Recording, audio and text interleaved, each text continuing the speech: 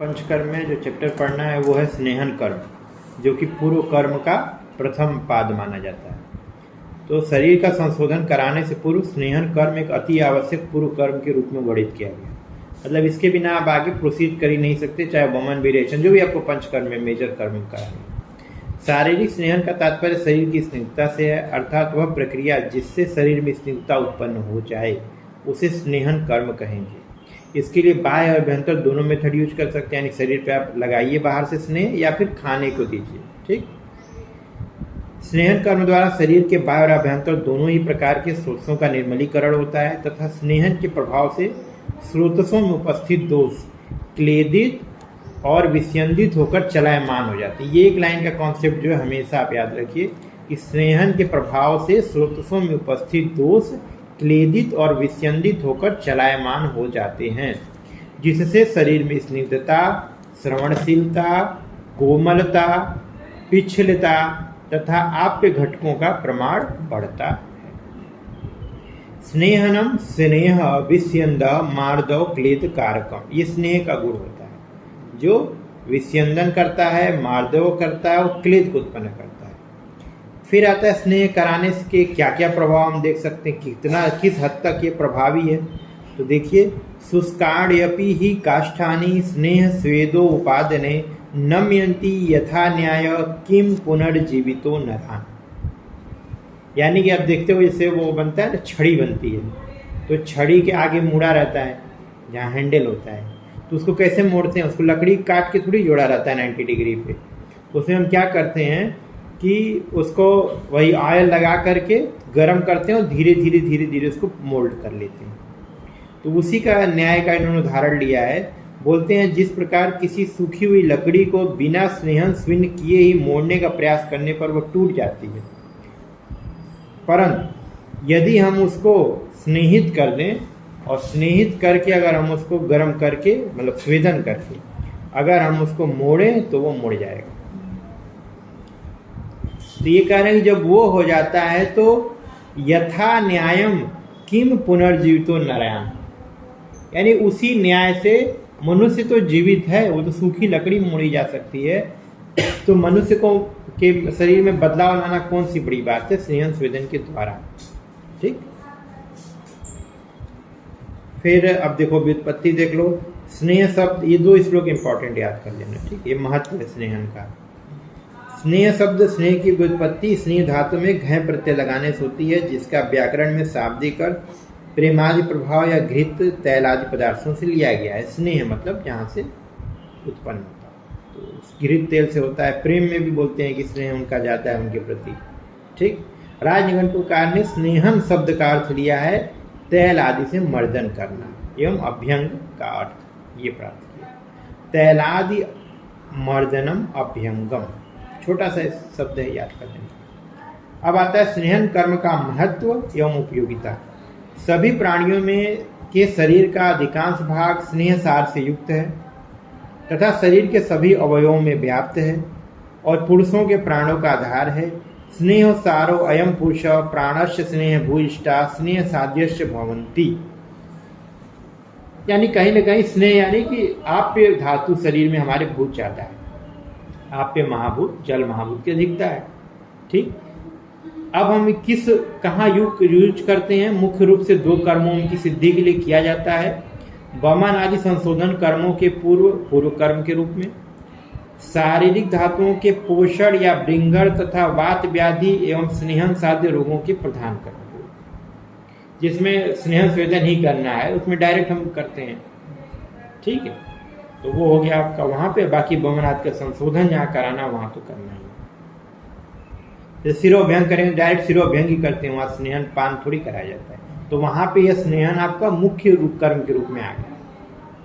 और बाकी पंच कर्म में क्या हुआ, जैसे वमन विरेचन आदि में, उसमें यह पूर्व कर्म के रूप में है।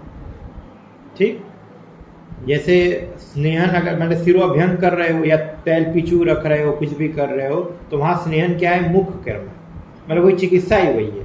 लेकिन वमन कराना है तो स्नेहन कराओगे तो स्नेहन चला जाएगा आपका पूर्व कर्म। इतना कॉन्सेप्ट क्लियर। फिर देख लो, इसी को डिटेल कर लेते हैं। वमन आदि संशोधन कर्मों में पूर्व कर्म के रूप में स्नेहन एक महत्वपूर्ण अंग है।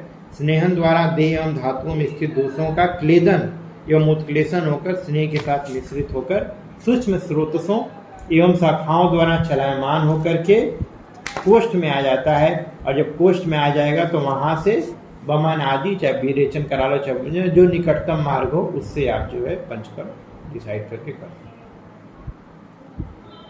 कुछ महत्व दिया हुआ है तो देख लो।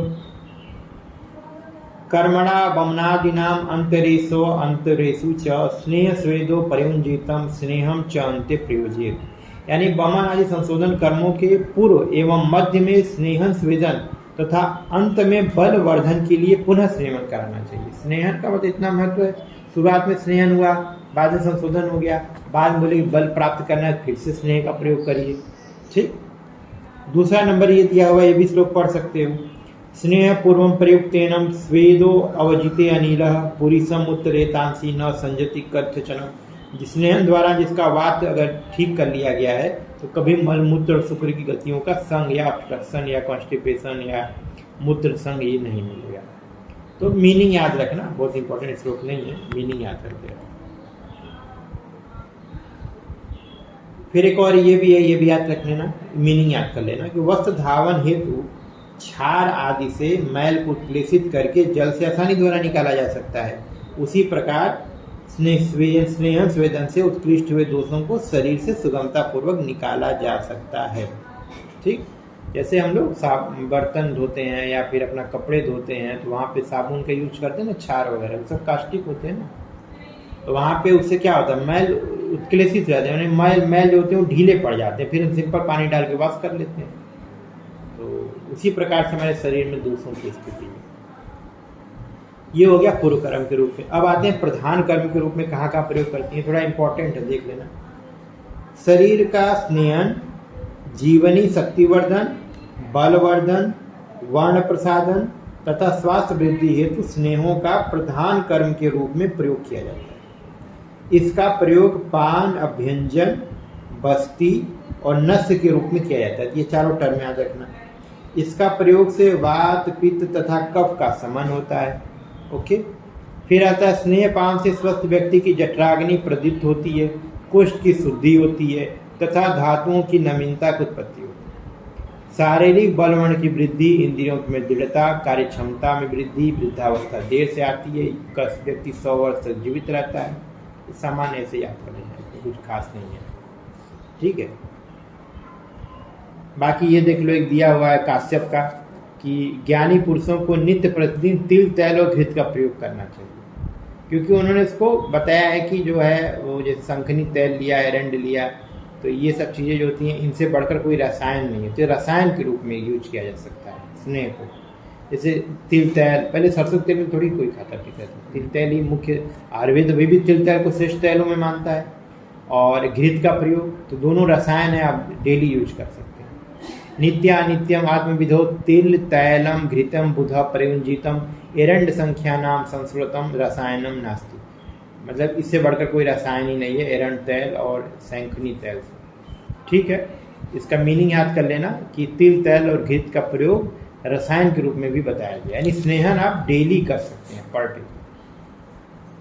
फिर आता है स्नेह द्रव्यों के गुण, तो ये श्लोक याद कर लेना, उसी से काम चलेगा आपका। चाहे अष्टांग याद कर लो, इजी है। ठीक है।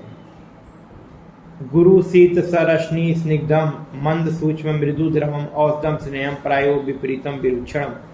और चरक का जो है द्रवम सूक्ष्म सरम स्निग्धम पिच्छिलम गुरु शीतलम प्रायो मंद मृदु च यद द्रव्यम स्नेहम उच्यते। मेरे ख्याल से इनका ज़्यादा क्लियर है चरक का, तो आप चरक का याद कर लेना। बाकी गुरु होता है, द्रव होता है, सूक्ष्म होता है, सर होता है, स्निग्ध होता है, पिच्छिल होता है, शीत होता है, मंद होता है, मृदु होता है। तो पूरा उन्होंने 9 गुण जो है एक जगह बता रखे हैं चरक का, वो श्लोक याद कर लो। बागभट वाले में याद करना है कि पिच्छिल गुण नहीं मानना है बस। ठीक। तो गुरु क्या करता है, ब्रिंगण करता है, ज़्यादा नहीं, इतना ही याद करना। गुरु क्या करता है, ब्रिंगण करेगा। द्रव क्या करेगा, विलोडन करेगा। सूक्ष्म क्या करेगा, विवरण करेगा। सर क्या करेगा, प्रेरण। स्निग्ध क्या करता है, क्लेदन। पिच्छिल क्या करता है, लेपन। शीत क्या करता है, स्तंभन। मंद क्या करता है, समन। मृदु क्या करता है? श्लथन। क्लियर? अब आता है स्नेह की उत्पत्ति या स्नेह के प्रकार समझ सकते हो। तो योनि भेद से दो प्रकार का होता है, स्थावर और जांगम। पहले पढ़ देता हूं, फिर बाद में क्लियर कर देता हूं।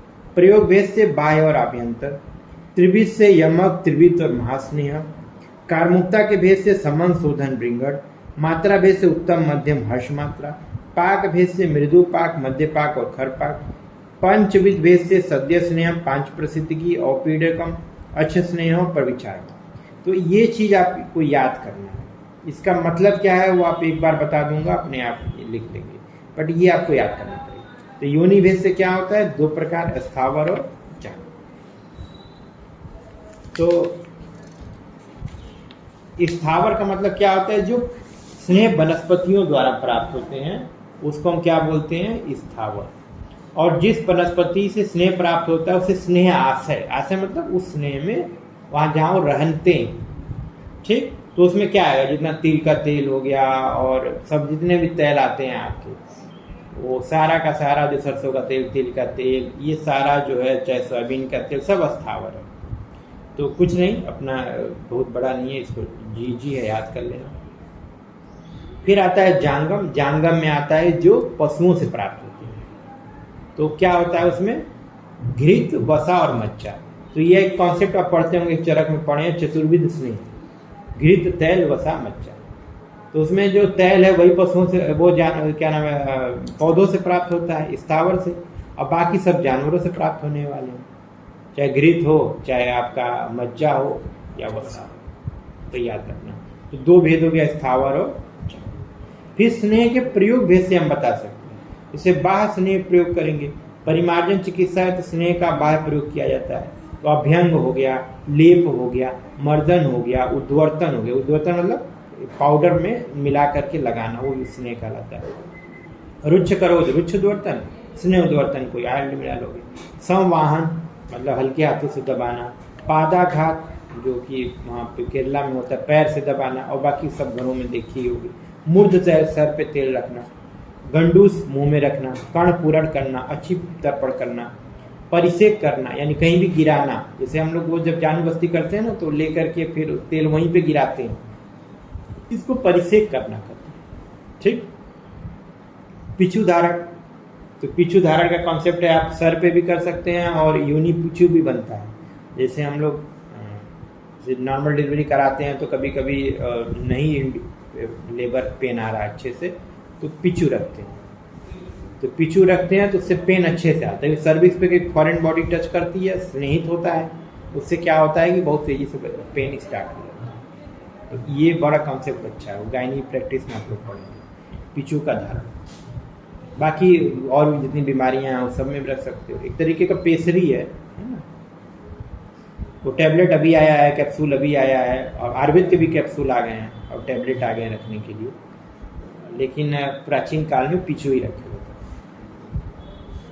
आभ्यंतर में क्या कर सकते हो, मतलब शरीर के अंदर वो कैसे जाएगा? पान, भोजन, नस्य और बस्ती। पान, भोजन, नस्य, बस्ती। पान पीने में, भोजन के साथ, नस्य नाक के द्वारा, और बस्ती जो है इनिमा के रूप में दिया जा सकता है। तो ये आभ्यंतर स्नेह का प्रयोग हो गया। फिर आता है संयोग भेद से। संयोग मतलब उसमें दो या तीन मिला के हम करते हैं। यमक में क्या होता है कि जब दो स्नेह को मिलाएंगे, तो घृत, तैल, वसा, मज्जा चतुर्विध स्नेह होते हैं, इन्हीं स्नेहों में से कोई दो मिला दोगे तो यमक कहलाएगा। यमक, यमक तो सुने ना कि एक के दो चीजों का पेयर, वो उसको हम क्या बोलते हैं? यमक। जैसे सर्पी तैल मिला लिए, सर्पी मज्जा मिला लिए, सर्पी मतलब घृत, तैल मज्जा मिला लिए, तो इस यमक कहलाएगा। त्रिवृत्त स्नेह या त्रिविध स्नेह समझ लो। त्रिवृत्त स्नेह किसको बोलेंगे? जिसमें तीन प्रकार के स्नेह मिले हों। तो इन्हीं चारों में से तीन को ही उठा लो, घृत, तैल, वसा उठा लो, तैल, वसा, मज्जा उठा लो, सेट बना लो, वो भी बना लो। महास्नेह उसको बोलेंगे जिसमें चारों प्रकार के स्नेह मिले हों, घृत, तैल, वसा और मज्जा। घृत, तैल, वसा और मज्जा, ठीक है, ये चीज। फिर आता है कारमुक्ता के भेद से, यानी कि कार्य जो होगी, एक्टिव प्रिंसिपल होगा जिसके लिए हम काम करना चाहते हैं, उसके आधार पे क्या होगा। तो या तो समन के लिए दोगे या तो शोधन के लिए दोगे। समन के लिए मतलब प्रकोपित दोषों को शांत करने के लिए, शोधन के लिए विरेचन कराना है। तो रात्रि में हम लोग कभी कभी घृत पान कराते हैं। एरंड का तेल बहुत कॉमन है, बोलते हैं 1 चम्मच दूध में डाल दीजिए, रात में पी लीजिए, ठीक, और उससे क्या होगा जो है घृत अगले दिन मोशन नॉर्मल हो जाएगा। ये हो गया। प्लस आता है आपका ब्रिंघण स्नेह। ब्रिंघण में क्या होता है कि हम जहाँ पे किसी चीज की कमी हो उसको पूर्ति करने के लिए हम लोग स्नेह दे रहे हैं, तो वो स्नेह क्या कहलाता है? ब्रिंघण। ठीक, जिस स्नेह से शरीर का ब्रिंघण होता हो तथा शरीर की धातुओं का तर्पण व पोषण होता हो, वह स्नेह ब्रिंघण स्नेह कहलाता है। इसका प्रयोग मांस, मध्य, भोजन आदि में मिश्रित कर अल्प मात्रा में किया जाता है। ब्रिंघण स्नेह का प्रयोग बाल, वृद्ध, पिपासा, स्नेह द्वेषी, जैसे मान लो जिनको स्नेह पसंद नहीं है, स्नेह पान नहीं कर सकता, तो हम बोलेंगे आप थोड़ा थोड़ा अपना हल्का हल्का ब्रिंघण घृत 1-1 चम्मच ही लीजिए, मत लीजिए घी, मतलब ऐसा नहीं आपको घृत पान करना है। उनके लिए हम यूज कर सकते हैं। नित्य स्त्री सेवी हैं, नित्य स्नेह सेवी हैं, मंदाग्नि वाले हैं, सुखी कोष्ठ है, क्लेश से डरने वाले हैं कि बहुत ज़्यादा तेल पचा नहीं सकते, कि स्नेह पचा नहीं सकते, अल्प दोष वाले कृष व्यक्ति हैं। उष्ण काल में, जैसे गर्मी के दिन में बहुत ज़्यादा स्नेह पान हम नहीं करा सकते, तो ऐसे में क्या करिए? ब्रिंघण स्नेह का प्रयोग करिए। ठीक, तो ये आपका ब्रिंघण स्नेह कहलाता है। तो जो इम्पोर्टेंट है वो याद कर लेना, एक 1 लाइनर। अब एग्जाम में इतना ही लिखना है, अभी इतना कहानी नहीं लिखना है आपको, ये अंडरस्टैंडिंग के लिए, अभी कॉन्सेप्ट क्लियर करने के लिए बता रहा हूँ। तो सीधे लिखना है समन क्या होगा? अन्न काल में भूख लगने पे देना है, कई बार का पूछा हुआ है। शोधन कब देंगे? रात्रि काल में भोजन के जीर्ण हो जाने पर प्रातः काल। तो जितना स्नेह पान हम कराते हैं बमन के लिए, बोलते हैं ना सुबह उठ के खाली पेट आपको पीना है, स्नेह पान करना है, तो शोधन के लिए हमारे दिमाग इस वजह से। और ब्रिंघण के लिए क्या करेंगे? भोज्य पदार्थों में मिश्रित करके अल्प मात्रा में देंगे, जो तुम लोग डेली यूज में घर पे खाते हो, घी में, दाल में या सब्जी में डाल करके। समझ में आया? अगर समन आपका मकसद है, ठीक है। अब आता है मात्रा भेद से स्नेह। तो आतुर के दोष का लगनी वय बल आदि एवं रोग के बलानुसार स्नेहार्थ प्रयुक्त स्नेह की मात्रा भिन्न भिन्न होती है। स्नेह की प्रयुक्त मात्रा कितने समय में जीर्ण होती है, इसके आधार पर स्नेह की मात्रा का निर्धारण 3 प्रकार से करते हैं। 3 तरह का स्नेह: ह्रस्व मात्रा, मध्यम मात्रा, उत्तम स्नेह की मात्रा। यानी ह्रस्व मात्रा होता है जो 2 याम, यानी कि 1 याम में होता है 3 घंटा, यानी कि जो आधे दिवस में, यानी अर्ध दिवस में जीर्ण हो जाए, उसे हम लोग ह्रस्व मात्रा कहते हैं। ठीक। मध्यम स्नेह की मात्रा जो होती है जो 4 याम में, यानी कि 3 चौके 12 घंटे में जो पच जाए, उसको हम लोग स्नेहपान की मध्यम मात्रा कहते हैं। उत्तम उसको बोलते हैं जो अहोरात्र, यानी 8 याम में, 8 प्रहर जिसको बोलते हो, यानी 24 घंटे में जो है वह जीर्ण हो जाए।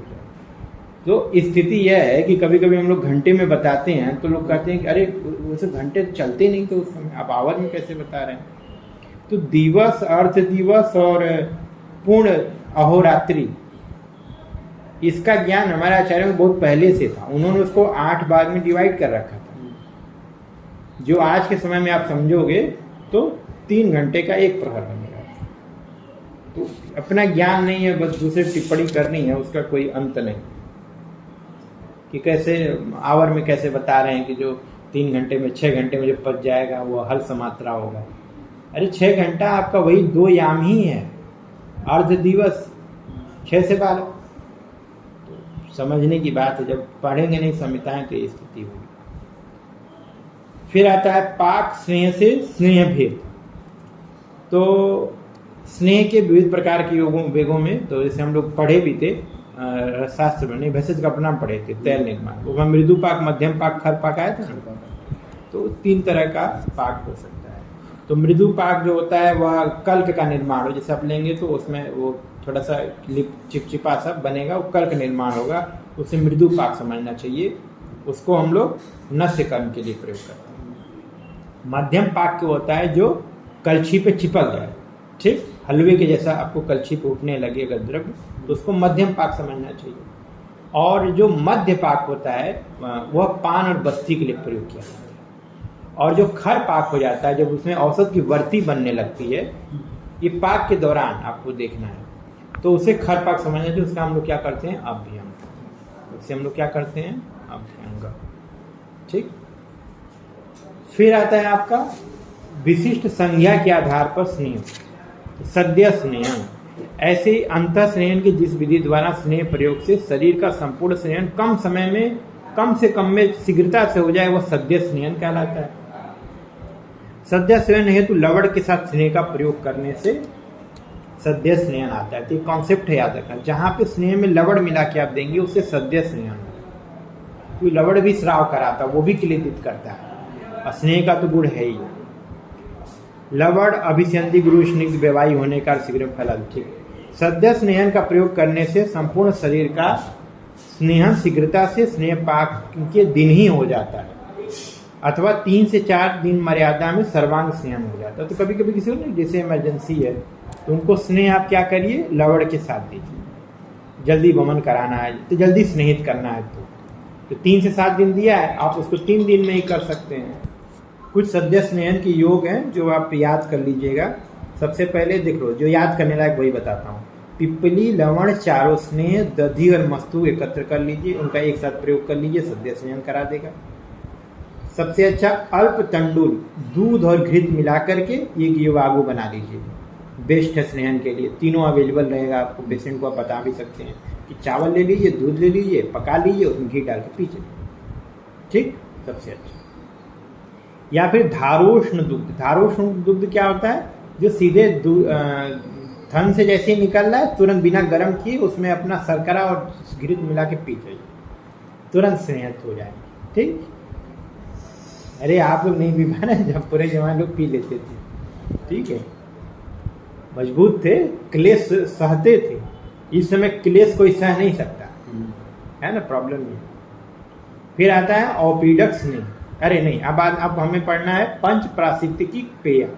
तो ये देखो, 4 प्रकार के स्नेह, घृत, वसा, मजा और तंडुल, इन 5 चीजों को अगर 1-1 प्रतिशत की मात्रा में आप लेंगे तो उसका क्या नाम है, पंच प्राशित्तिकी पेय। वाइवा में पूछा जाएगा, बेटा पंच प्राशित्तिकी पेय कैसे बनेगा, क्या होता है, तो कम से कम इतना आपको पता होना चाहिए कि सर या मैम जो भी रहेंगे उनको बताना कि 4 प्रकार का स्नेह, घृत, तेल, वसा, मंजा और तंडुल यानी चावल अगर हम 1-1 प्रतिशत की मात्रा में लेंगे और उससे हम खिचड़ी जैसा कुछ बनाएंगे या मिला करके, वो हमारा 5% की पेय कहलाएगा। फिर आता है औपीडक स्नेह।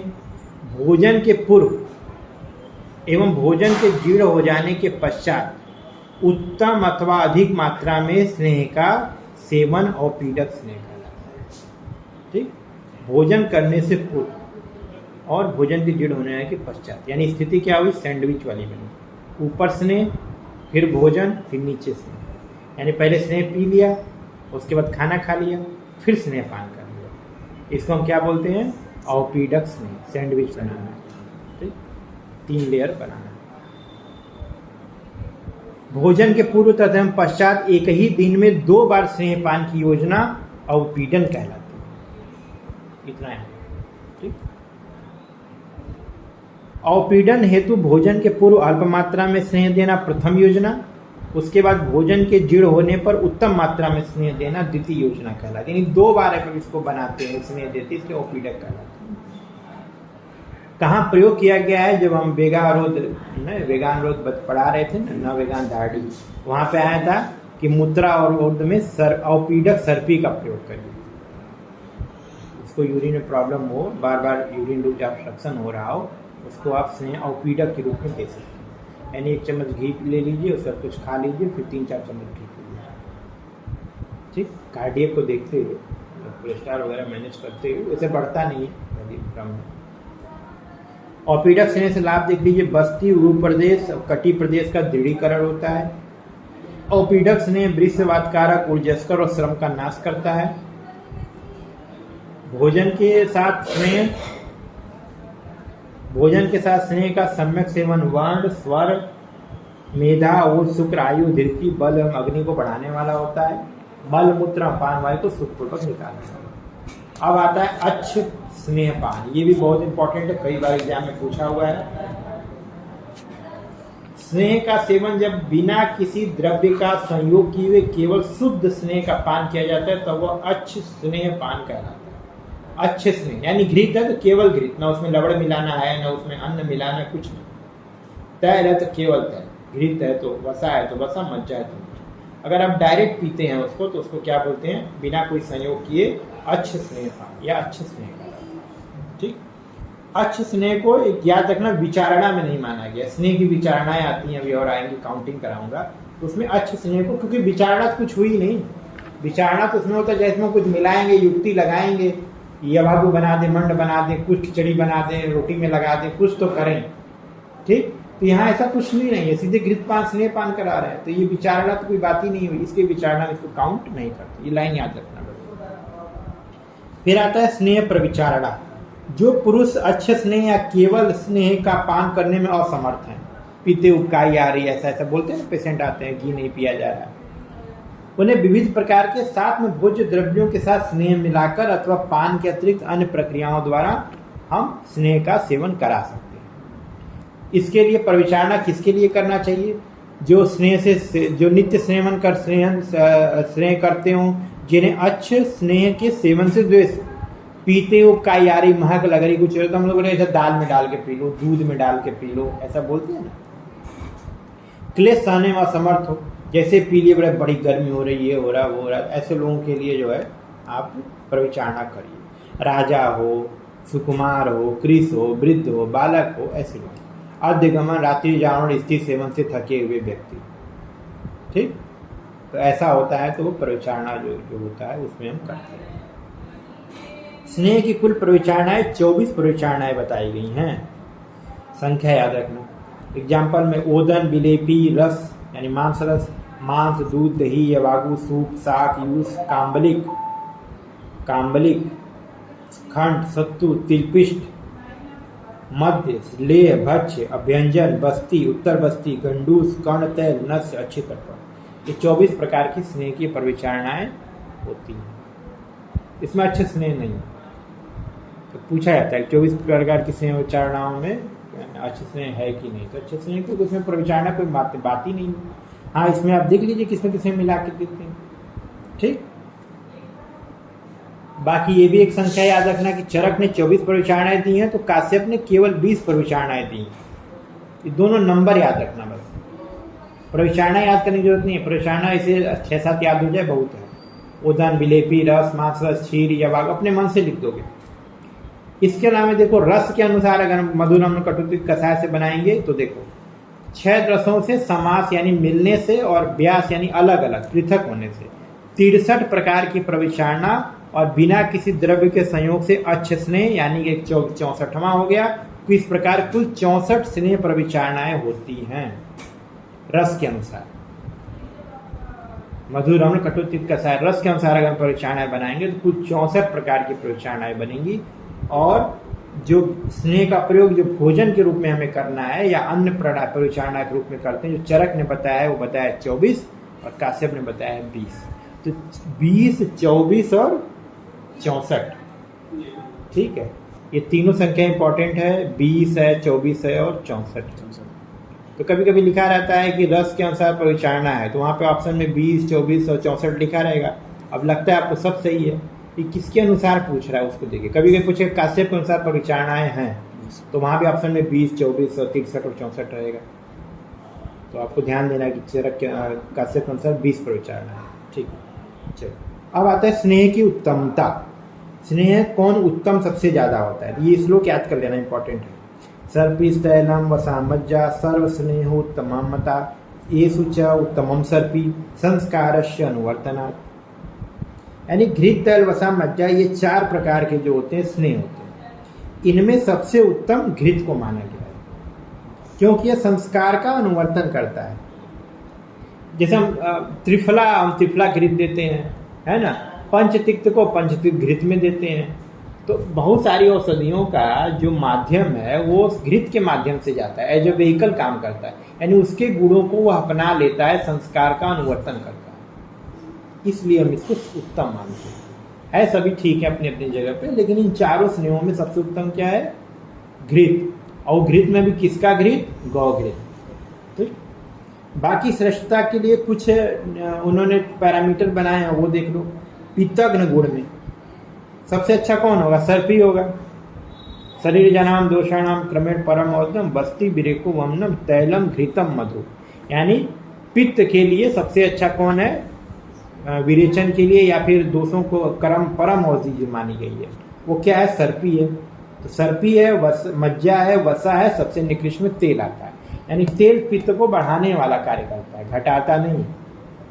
इसलिए हम लोग जैसे बच्चे पैदा हो तो सरसों तेल से मालिश करिए, तो पित्त कभी कभी बच्चों की रिएक्शन कर जाता है, इसलिए पित्त को बढ़ाने वाला है। इसलिए हम बोलते हैं नहीं अभी मत, क्योंकि एक तरीके का उसके अंदर पित्त का मेटाबॉलिज्म ही चल रहा है। वात कफग्न गुण में सबसे श्रेष्ठ क्या होता है? तैल। जहाँ वात का समन करना और कफ का समन करना, वहां पे क्या होता है? तैल। गुरुता, ये दोनों चीज याद रख लेना, मतलब ध्यान में रखना कि पित्त श्रेष्ठ है पित्तग्न में, अरे सर्पी श्रेष्ठ है पित्तग्न में, और वात कफग्न में श्रेष्ठ कौन है? तैल। ठीक। गुरुता के क्रम में देख लो, सबसे हैवी क्या होता है? तुम्हारा मज्जा होता है। सबसे लघु जो है वह कौन है? सर्पी। यानी सर्पी को पचाना आसान, सुपाच्य। बाकी ये सुश्रुत ने स्नेह गुरुता वातग्नता क्रम दिया है, उसमें उन्होंने बोला कि मज्जा सबसे ज्यादा गुरु होता है और सबसे ज्यादा वात का समन करने वाला होता है सुश्रुत क्रम। देखो अब क्या होता है, जो हम लोग संस्कार अनुवर्तन पढ़ रहे थे, घृत दूसरे द्रव्यों के साथ पाक करने पर उनके गुणों का संस्कार अनुवर्तन करता है तथा तो अपने स्वाभाविक गुणों का त्याग न करते हुए दूसरों के द्रव्यों के गुणों का भी वहन करता है। ठीक। इसी को हम लोग बोलते हैं संस्कार अनुवर्तनम। ठीक। जैसे घृत स्निग्ध होने से क्या करेगा? वात का समन करेगा। शीत वीर्य होने से पित्त का समन करेगा, और संस्कार विशेष से अपने समान गुण वाले कफ का भी समन करता है। यानी तीनों दोषों पे कार्य कर सकता है अगर इसको हम संस्कारित करके देंगे तो। तैल की श्रेष्ठता देख लीजिए। तेल में भी तैलम संयोग संस्कारात सर्व रोग पहामतम। यानी तैल भी अन्य द्रव्यों से संयोग और संस्कार से सभी प्रकार के रोगों का समन करता है। तो घृत और तैल जो है जनरली यूज किया जाता है। और सभी तैलों में क्या प्रयोग करेंगे? सर्वेषां तैल जाता नाम तिल तैलम विशिष्यते बलार्थे स्नेहनम च अग्रम एरंडम तु विरेचन। यानी सभी तैलों में तिल तैल बल वृद्धि एवं स्नेहन हेतु श्रेष्ठ तथा विरेचन हेतु एरंड तैल को श्रेष्ठ। ठीक, याद रखना। फिर आता है चतुर्विध स्नेहों के गुणधर्म। तो घृत के गुणधर्म और योग्य पुरुष कौन? घृत तैल वसा मज्जा, चारों पढ़ना है तो 3-3 4-4 याद कर लेना। जैसे घृत के गुण क्या होंगे? ये पित्त अनिलहर होगा, रक्त शुक्र उसको बढ़ाने वाला होगा, मृदुकर होगा, स्वर्ण का प्रसादन करने वाला होगा। ठीक। तैल का गुण धर्म और योग्य पुरुष। योग्य पुरुष क्या होंगे? घृत का हम देख लेते हैं। दीर्घायु कामना करता हो, बल स्वर्ण के स्वर को चाहने वाला हो, शरीर को पुष्ट करना चाहता हो, संतान सुकुमारता चाहता हो, दाह शस्त्र विष और अग्नि से पीड़ित हो, ये सब पढ़ लेना। तैल के गुणधर्म में क्या होगा? मारुतनम न च श्लेष मर्दनाथ बलवर्धनम तस्य उष्णम स्थिरम तैलम योनि विशोधनम। यानी जिसके कफ की वृद्धि हुई हो, जो मेदस्वी हो, गला उदर स्थूल होता हो,